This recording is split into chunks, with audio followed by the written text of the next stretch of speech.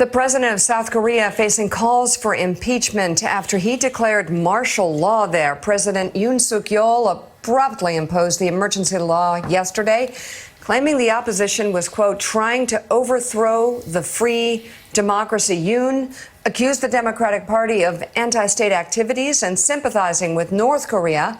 Almost immediately after the president's declaration, protests erupted in Seoul and hundreds of troops stormed the parliament. The National Assembly quickly voted to rescind the martial law, calling it invalid. The president then lifted the order, bending to political pressure. Now, South Korean lawmakers have submitted articles of impeachment against the president and are calling for his resignation.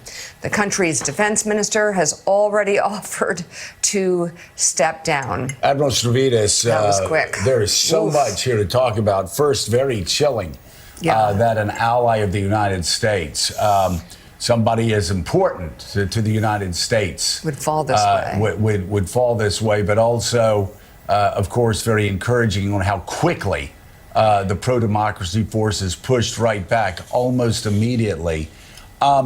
So, I'd love to have your take about this and also explain to Americans waking up this morning just how important South Korea is. Coincidentally, Ron DeSantis came on this show, and one of the things I was surprised about, this was during the campaign, was how much he dumbed down his presidential campaign. Because when he started talking about foreign policy, he could take you around the globe very quickly and effectively. And one of the things he said was the alliance between South Korea and Japan was extraordinarily important for the United States in pushing back against China. So talk about that. Talk about what you saw yesterday and what we should be taking away from it in America. Let's start with alliances in the Pacific. You know, we don't have a NATO in the Pacific, obviously, but what we do have is a series of vital bilateral nation-to-nation alliances. You mentioned Japan. We're going to talk about South Korea. It's also Australia, New Zealand, Thailand, the Philippines. We have this network, this kind of glittering array of alliances in the Pacific, and each of them are critical. So that brings us to South Korea. Boy, when I saw that yesterday morning, I was shocked at the sudden move by President Yoon. And then as the day went on, I was heartened by the response. I mean, this was not only protesters storming the parliament, it was lawmakers storming the parliament from both sides.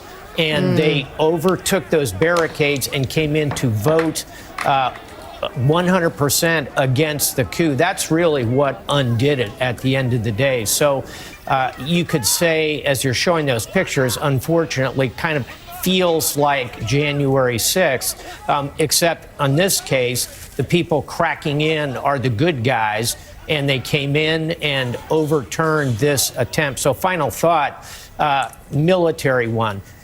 South Korea is in a state of war with North Korea. They're a treaty ally of ours. We have 20,000 U.S. troops full-time stationed there. We have thousands of troops also up in Japan. The United States has a big stake in all this. Yesterday was a good day for democracy and a good day for our alliances.